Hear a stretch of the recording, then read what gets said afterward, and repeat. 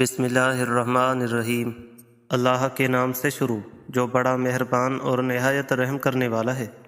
پیارے دوستو، حضرت سلیمان علیہ السلام اللہ تعالیٰ کے برگزیدہ نبی اور حضرت داؤد علیہ السلام کے فرزند ہیں۔ والد کے انتقال کے بعد کم عمری میں ہی تخت نشین ہو گئے۔ آپ علیہ السلام کی بادشاہت ایک مثالی بادشاہت تھی، کیونکہ یہ بادشاہت صرف انسانوں پر محدود نہیں تھی، بلکہ یہ بادشاہت جنات پر، ہواؤں پر، چرند پرند اور دنیا کی ہر چیز پر تھی۔ آپ علیہ السلام کو اللہ تعالیٰ نے جانوروں کی بولیوں کا علم بھی عطا فرما رکھا تھا۔ یہی وجہ ہے کہ آپ علیہ السلام کی زندگی سے جڑے بہت سے واقعات بڑے ہی دلچسپ ہیں۔ آج کی اس ویڈیو میں ہم حضرت سلیمان علیہ السلام کی زندگی کے حالات و واقعات تفصیل سے بیان کریں گے۔ آپ علیہ السلام کو اللہ تبارک و تعالیٰ نے کیا کیا معجزات عطا فرمائے تھے، یہ بھی آپ کو بتائیں گے، لہٰذا آپ سے گزارش ہے کہ ہماری اس ویڈیو کو اینڈ تک ضرور دیکھیے گا۔ سب سے پہلے آپ کو حضرت سلیمان علیہ السلام کے حسب نسب کے بارے میں بتاتے ہیں۔ یاد رہے کہ آپ علیہ السلام کا سلسلہ نسب حضرت ابراہیم علیہ السلام سے جا ملتا ہے۔ حافظ ابن کثیر رحمۃ اللہ علیہ نے آپ علیہ السلام کا نسب نامہ یوں تحریر کیا ہے: سلیمان بن داؤد بن عشا بن عامر بن سلمون بن نکشون بن امینہ آداب بن ارم بن ہارون بن فارس بن یہودا بن یعقوب بن اسحاق بن ابراہیم علیہ السلام۔ پیارے دوستو، جہاں تک بات ہے آپ علیہ السلام کی والدہ کی، تو ان کے متعلق بہت کم معلومات دستیاب ہے، اور جو ہے وہ بھی مستند نہیں۔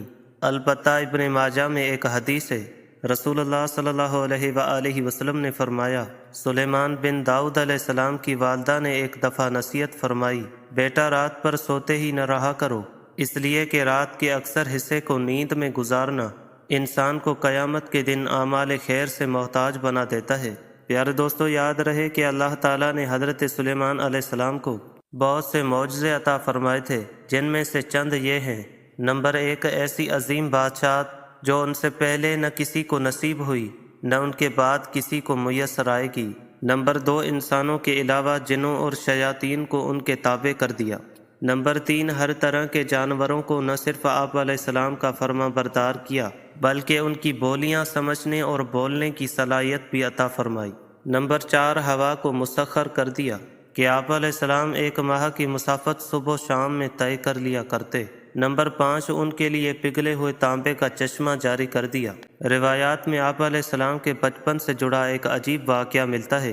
حضرت سلیمان علیہ السلام کو اللہ تعالیٰ نے علم و حکمت، فہم و فراست، فطانت و ذہانت اور بے پناہ قوت فیصلہ سے نوازا تھا۔ ایک مرتبہ حضرت داؤد علیہ السلام کے دربار میں 2 افراد ایک مقدمہ لے کر حاضر ہوئے۔ ان میں ایک بکری والا اور دوسرا کسان تھا۔ کسان نے دعویٰ کیا کہ اس شخص کی بکریوں نے میرے کھیت میں گھس کر اسے تباہ و برباد کر ڈالا۔ حضرت داؤد علیہ السلام نے اپنے علم و تجربے کے پیش نظر فیصلہ دیا کہ کھیتی کا نقصان بکریوں کے ریوڑ کی قیمت کے برابر ہے، لہٰذا بکریوں کا پورا ریوڑ بطور تاوان مدعی کو دے دیا جائے۔ فریقین عدالت سے باہر نکلے تو دروازے پر نوعمر حضرت سلیمان علیہ السلام سے ملاقات ہو گئی۔ انہوں نے مقدمے کے بارے میں دریافت کیا اور فیصلہ سن کر دونوں کو لے کر والد محترم کی خدمت میں حاضر ہوئے اور گزارش کی، اگر اجازت ہو تو اس فیصلے سے متعلق اپنی رائے پیش کروں۔ اجازت ملنے پر حضرت سلیمان علیہ السلام بولے، آپ علیہ السلام بکریاں تو کھیت والے کو دے دیں تاکہ وہ ان سے فائدہ اٹھاتا رہے، اور کھیت کی زمین بکریوں والے کے سپرد کر دیں کہ وہ اس میں کاشت کر کے کھیت کو اس حالت میں لے آئے جیسا بکریوں کے چرنے سے پہلے تھا، پھر کھیت واپس کسان کو دے دیں اور بکریاں بکری والے کو۔ حضرت داؤد علیہ السلام کو یہ فیصلہ بہت پسند آیا، اور اسی کا تذکرہ قرآن کریم میں یوں ہوا: اور داؤد علیہ السلام اور سلیمان علیہ السلام کو یاد کیجیے جبکہ وہ کھیت کے معاملے میں فیصلہ کر رہے تھے کہ کچھ لوگوں کی بکریاں رات کو چر گئی تھیں، اور ہم ان کے فیصلے میں موجود تھے، اور ہم نے اس کا صحیح فیصلہ سلیمان کو سمجھا دیا۔ پیارے دوستو، یاد رہے کہ حضرت سلیمان علیہ السلام اللہ تعالیٰ سے اپنی بادشاہت کے لیے دعا مانگی تھی، جیسا کہ قرآن مجید میں آپ علیہ السلام کی دعا موجود ہے کہ حضرت سلیمان علیہ السلام نے یوں دعا مانگی: اے میرے پروردگار، میری مغفرت فرما اور مجھے ایسی بادشاہت عطا کر جو میرے بعد کسی کو بھی میسر نہ ہو، بے شک تو بڑا عطا کرنے والا ہے۔ حضرت سلیمان علیہ السلام کی یہ دعا اللہ کے دین کے غلبے ہی کے لیے تھی، چنانچہ اللہ تبارک و تعالیٰ نے دعا قبول فرمائی اور انہیں عظیم الشان حکومت عطا فرمائی۔ دنیا کی ہر شے آپ علیہ السلام کی مطیع اور فرما بردار تھی۔ ہوا کو حکم دیتے تو وہ مہینوں کا سفر گھنٹوں میں طے کر دیتی۔ چرند پرند ہر حکم کی تابع داری کے لیے حاضر ہوتے۔ سرکش جنات ہر وقت ہاتھ باندھے احکامات کی بجا آوری کے لیے تیار رہتے، اور شیاطین زنجیروں میں جکڑے رہتے، جیسا کہ سورہ انبیاء میں ارشاد ہے، اور ہم نے تیز ہوا سلیمان علیہ السلام کے تابع کر دی، جو ان کے حکم سے اس ملک میں چلتی تھی جس میں ہم نے برکت دی تھی، یعنی ملک شام، اور ہم ہر چیز سے باخبر ہیں۔ حضرت حسن بصری رحمۃ اللہ علیہ فرماتے ہیں کہ ہوا کے مسخر کرنے کا واقعہ حضرت سلیمان علیہ السلام کے ساتھ اس وقت پیش آیا جب آپ علیہ السلام اپنے لشکری گھوڑوں کے معائنے میں مصروف تھے۔ اسی اثنا میں آپ علیہ السلام کی عصر کی نماز فوت ہو گئی۔ چونکہ اس غفلت کا سبب گھوڑے بنے تھے، لہذا انہوں نے اپنے ان خوبصورت اور بیش با گھوڑوں کو ذبح کر دیا۔ حضرت سلیمان علیہ السلام نے جب اپنی سواری کے جانور قربان کر دیے تو اللہ تبارک و تعالی نے انہیں اس سے بہتر سواری عطا فرما دی اور ہوا کو مسخر کر دیا۔ پیارے دوستو، حضرت سلیمان علیہ السلام کے ان گھوڑوں کا واقعہ قرآن کریم کی سورہ صاد کی آیت 31، 32 اور 33 میں یوں موجود ہے۔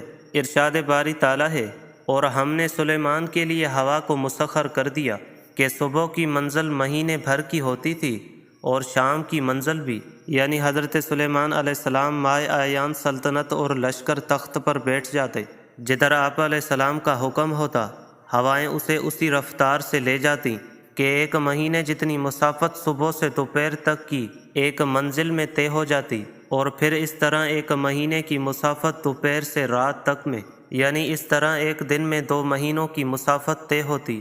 ابن ابی حاتم نے حضرت سعید بن جبیر رضی اللہ تعالیٰ عنہ سے نقل کیا ہے کہ تخت سلیمانی پر 6 لاکھ کرسیاں رکھی جاتی تھیں، جن پر حضرت سلیمان علیہ السلام کے ساتھ اہل ایمان انسان اور ان کے پیچھے اہل ایمان جنات بیٹھتے تھے۔ پھر پرندوں کو حکم ہوتا کہ وہ تخت پر سایہ کر لیں تاکہ آفتاب کی تپش سے تکلیف نہ ہو۔ ہوا اس عظیم الشان تخت کو اٹھا کر جہاں کا حکم ہوتا وہاں پہنچا دیتی۔ بعض روایات میں ہے کہ اس ہوائی سفر کے وقت پورے راستے حضرت سلیمان علیہ السلام سر جھکائے اللہ کے ذکر و شکر میں مشغول رہتے۔ پیارے دوستو، اب بات مختصر کرتے ہیں آپ علیہ السلام کی تسخیر جنات و شیاطین کی۔ جیسا کہ پہلے بھی ذکر ہوا ہے کہ اللہ تبارک و تعالیٰ نے جنات اور شیاطین کو بھی حضرت سلیمان علیہ السلام کا تابع اور فرما بردار بنا دیا تھا، جو نوکروں چاکروں کی طرح آپ علیہ السلام کا ہر حکم بجا لاتے۔ وہ آپ علیہ السلام کے لیے سمندر کی تہ سے قیمتی موتی ہیرے جواہرات نکال لاتے۔ حضرت سلیمان علیہ السلام کو بڑی اور خوبصورت عمارتیں بنانے کا شوق تھا، چنانچہ وہ آپ علیہ السلام کے حکم پر شاندار عمارتیں بناتے۔ اگر ان میں سے کوئی سرکشی کرتا تو حضرت سلیمان علیہ السلام اسے سزا دیتے اور زنجیروں میں جکڑ دیتے، جیسا کہ قرآن کریم میں ارشاد ہے، ہم نے بہت سے شیاطین بھی ان کے تابع کیے تھے جو ان کے فرمان سے گوتے لگاتے تھے، اور اس کے سوا بھی بہت سے کام کرتے تھے، اور ان کے نگہبان ہم ہی تھے۔ یاد رہے کہ ان جنوں میں بھی 2 طرح کے جنات تھے، ایک تو اہل ایمان تھے جو اپنے نبی کا ہر حکم مذہبی فریضہ سمجھ کر پورا کرتے، لیکن جو جن کافر تھے انہیں شیاطین کہا گیا۔ وہ اپنے کفر اور سرکشی کے باوجود حضرت سلیمان علیہ السلام کے تابع فرمان تو رہتے، لیکن ان سے نقصان کا بھی اندیشہ تھا، اس لیے اللہ تبارک و تعالیٰ نے ان کی حفاظت فرمائی، جیسا کہ سورہ سبا میں ارشاد ہے، جو کوئی ان میں سے ہمارے حکم سے پھرے گا اس کو ہم آگ کا مزہ چکھائیں گے۔ مفسرین فرماتے ہیں کہ اللہ تبارک و تعالیٰ نے ایک فرشتہ مقرر فرما دیا تھا جس کے ہاتھ میں ایک آگ کا سونٹا ہوتا، جو جن حضرت سلیمان علیہ السلام کے حکم سے سرتابی کرتا، فرشتہ اسے سونٹا مارتا جس سے وہ جل کر بھسم ہو جاتا۔ پیارے دوستو، بات کرتے ہیں تانبے کے چشمے کی۔ قرآن مجید میں ارشاد باری تعالیٰ ہے، اور ہم نے ان کے لیے تانبے کا چشمہ بہا دیا۔ سورہ سبا آیت نمبر 12۔ اللہ تبارک و تعالیٰ کی جانب سے حضرت سلیمان علیہ السلام کو عطا کیے گئے معجزات میں سے ایک پگھلے ہوئے تانبے کے وہ چشمے ہیں جن میں جنات بڑی بڑی دیگیں، لگن برتن اور بحری جہاز تیار کیا کرتے تھے۔ تورات اور جدید تاریخی تحقیقات سے پتہ چلتا ہے کہ حضرت سلیمان علیہ السلام نے بڑے پیمانے پر بحری تجارت کا سلسلہ شروع کیا تھا۔ ایک طرف اسیون جابر سے ان کے تجارتی جہاز بحر احمر میں یمن اور دوسرے جنوبی مشرقی ممالک کی طرف جاتے، اور دوسری طرف بیرہ روم کی بندرگاہوں سے ان کا بیڑا، جسے بائبل میں ترسی بیڑا کہا گیا ہے، مغربی ممالک کی طرف جایا کرتا تھا۔ کہا جاتا ہے کہ اسیون جابر میں ان کے زمانے کی ایک عظیم الشان بھٹی ملتی ہے۔